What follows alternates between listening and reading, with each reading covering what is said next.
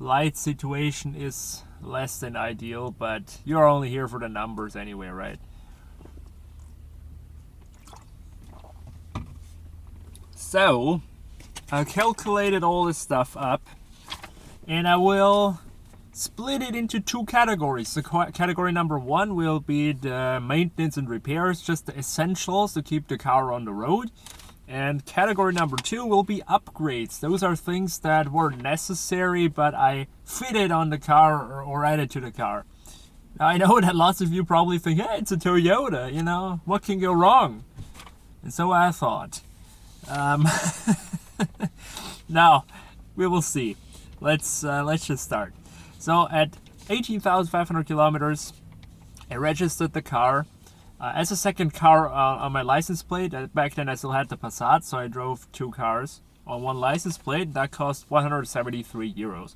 By the way, all the numbers are rounded up. I of course have the exact same figure to the cent, but for you it's easier and it doesn't make a big difference anyway. Then at 19,000 K, I added the essentials for making the road legal, meaning you have to have a warning triangle, an emergency first aid kit and all that stuff, safety vests, and the car didn't have that. So I was illegal for a little time until I noticed that, and that cost me 41 bucks. And now it's all super legal. And by the way, if you come to Austria, you have to have this in your car. Many people don't know that. At 19,500 kilometers, I already took it to the shop, and there I had the four wheels balanced. I noticed that there was a problem on the test drive, so meaning the car would shake violently above, I think it was 70-80 kilometers, and I said, hey, that's imbalanced wheel, and the dealer gave me a little bit off, and so I thought, not a big deal. And the wheels were balanced and everything was fine, except that the AC was very weak. And so at the same time I had the shop check out the AC. They said, let's just charge it. That's what they always say. And it didn't do anything. It was still very weak. And so I paid 143 bucks for basically a wheel balance. The AC charge didn't do anything. Now I bought the car from a dealer, and I should have checked the AC more thoroughly. I did check it for a brief time, but it was winter. It was, I think, snowing even. And so yeah, it was also a little bit of a mess up from my side, but still the AC was very weak, and so I decided to take it to a Toyota dealer, which was a very well-known and supposed to be good Toyota dealer here in my region.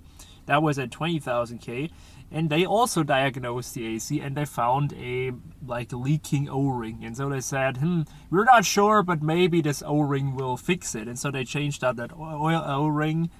That didn't do anything either, so they charged it again, diagnosed it some more, and that cost me another 175 bucks. I decided to stop it there because, again, I bought this car from a dealer, and I called the dealer and said, hey, my AC is not working. And he's like, yeah, okay, just bring it in. And I'm like, yeah, you're in Vienna and I'm home, and that's a big distance, and if the car needs to stay at the workshop, how am I gonna get back and all that? It is a big hassle. After all, it's my car and I want to drive it and I need it. So from now on there was a big back and forth between me and this dealer, and we even went that far and went to court because of this. But just hold on, I will get into this later. So we agreed upon that I had this Toyota dealer check it out and make an estimate, and then the dealer where I bought the car from will pay for it. Fine. Naive me thought, all right, let's do this. And so I diagnosed that the AC compressor was bad. That was, by the way, at 21,000 kilometers because I just, I didn't bother. I just had no time. At the time also, the car needed to have a service. So I had this Toyota dealer also do a service, so oil change. They even filled up some AdBlue, which don't let AdBlue fill up. It's just way too expensive. Just do it yourself. And at the same time, they also changed the AC compressor and charged the AC again for a third time. And that fixed it. Hooray! I now have AC. And everything is well. Or so I thought.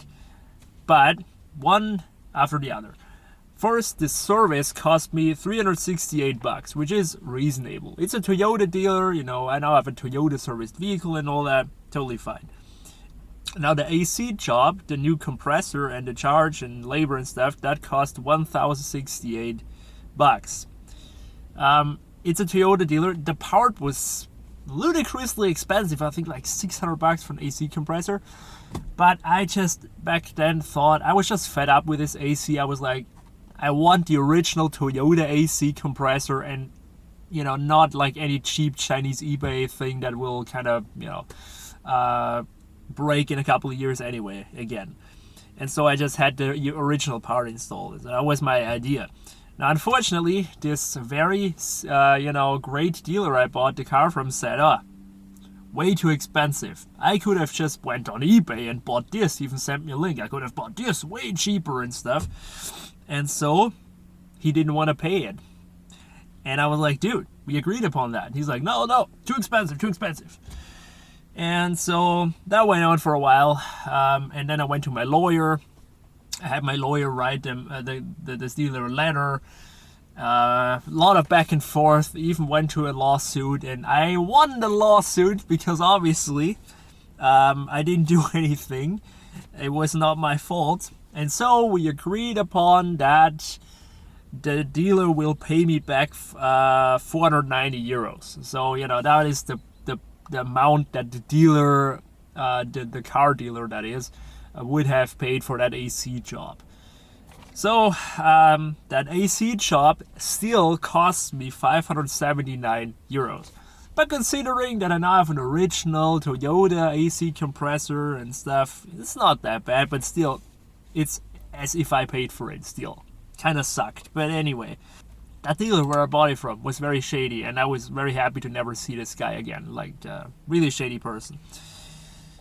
Alright, then the Toyota drove, nothing wrong with it, and I needed some new summer tires because this car didn't come with summer tires. And so I bought at 21,300 Ks 4 new wheels, 17-inch Alutech Titan black wheels for $660. Honestly, guys, looking at them now, I don't really like him that much anymore, but I now have him, and yeah. Then also bought 4 new Bridgestone summer tires, brand new, and you know, balancing and mounting and stuff. That all cost, plus the wheel, 672 euros. Fitted. And now I had new summer tires.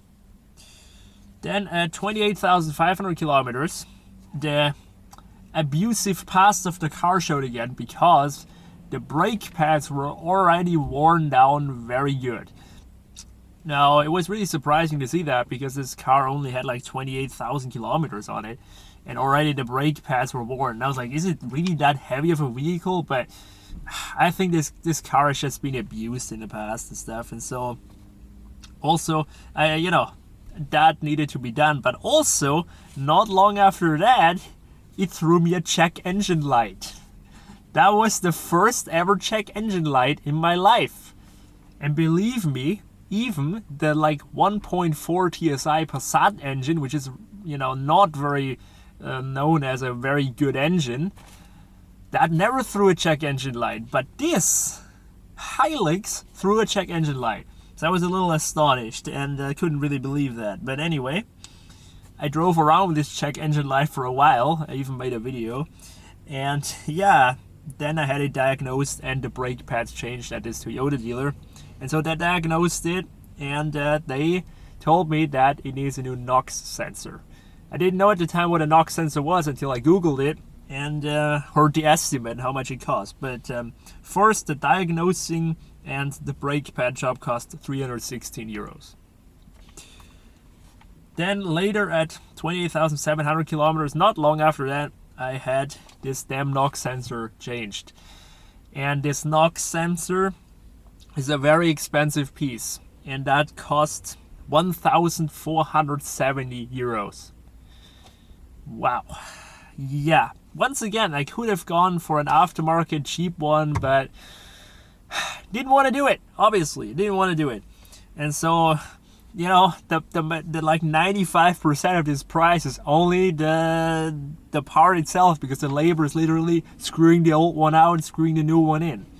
So yeah, as you see, it was not really all that great of a vehicle to own in the first months. And when I paid this bill, I was seriously considering, like, what the hell did you buy? I thought this was a reliable, good vehicle, but oh well. After this repair, though, no problems anymore when it comes to, drivetrain or reliability or anything. But still, it needs stuff after all. So the bills, they don't stop. At 30,000 kilometers, I bought new wiper blades because the old one were just worn. That cost me $27. I installed it myself. Then at 31,000 kilometers, it needed to go to inspection. We have to do that annually here in Austria. It passed inspection without any advisory items, nothing. But the guy there told me I will need a environmental plaque, or just like something that indicates what emission standard your truck has. And that is a stupid law in Austria, where commercial vehicles need this kind of thing that shows the emission standard to drive into some like emission regulated zones. Now the thing is, there are no like trucks exempt from this zone, so you can even drive in there with like an Euro 0, but if you don't have this, then you will get fined. Anyway, so I had that, and that cost $86 plus the inspection. And now again, I'm completely legal. At 31,500 kilometers, I had the 4 wheels balanced again because I just was that paranoid, and fitted. That cost $46. The winter wheels, that is. At 32,900, another big bill hit me, but a quite necessary one. I had the undercarriage protected, like it had an undercoating professionally done. And that cost $605. Quite expensive, but I think that is definitely worth it in the long run, because it had like none on it, and it was already starting to rust. So I'm glad I did that. And finally, at 36,000 kilometers, it needed another service, and that was a big service, and that involved changing the oil again, and the differential. Back and rear has 2 differentials, so that also got changed. New filters, and I also opted for a warranty. And from now on, after those $770 spent again, I now have a warranty on my truck. And I'm really, really happy about that, because Toyota offers this warranty until 100,000 Ks or 10 years. If you service it at the dealer regularly, which I will do. And I figured, hey, I now have a warranty. I never had a car with a warranty before. So if something goes wrong, I can just go to the dealer and say, hey, fix it, and I will do it. So I think that was a very wise decision. But I figure now, after all this stuff spent, probably won't need the warranty. But maintenance and repairs so far, 6,131 euros. Alright, but that's not all. So we still have category B, of course. We have the upgrade category. So at 18,500 Ks, I bought new license plate frames, because the original one had like a Toyota dealer from far away, which I like had no interest in promoting around me here. And so I bought new chrome kind of license plates frames, and that cost $40. Then at 19,000 kilometers, I bought new like side steps for the truck, because the truck didn't have any, and I had some friends get in the truck and say, hey, it's quite high. And then I figured, what if I get some side steps? Not only will it help people get into the truck, but also it would make it look cool. It would, of course, decrease its off-road ability, but it's not that big of a deal to me anyway. So I bought new side steps, and that cost $373. Again, I installed it myself, and I think they look great. Although I never use them, because I can just step in and out normal. But many people like them, so I'm glad I bought those. Then at 20,100 kilometers, I bought those seat covers, Alcantara leather seat covers. I didn't quite like the stock kind of nothing cloth seats. I think they look kind of dull. And so I bought those. And truth be told, I quite like him. I still do. It's kind of a love-hate thing. Some people like him, some people hate him. But I quite like him. I think they spice up the look of the truck a lot. And also they are very comfortable and they protect the seats. So it's just a win in every way to me. And I quite liked them. And I think they're good quality as well. So those cost 143 euros. 22,500 case, I bought like an aluminium box that I put on the bed. I didn't really use it all that long though, so I use it somewhere else in my shop, but that cost 93 bucks. Then at 31,200 kilometers, I bought this Proform Sport Guard bed liner, which I made a video where I installed it. You can watch it if you want to see me fail, and that cost 376 euros. 32,500 kilometers, I bought the tailgate dampener, like the strut for the tailgate, and install it myself as well. You can watch the video. That costs 124 bucks. Now I know. Some will scream 124 bucks for a damn strut. Yes, I agree.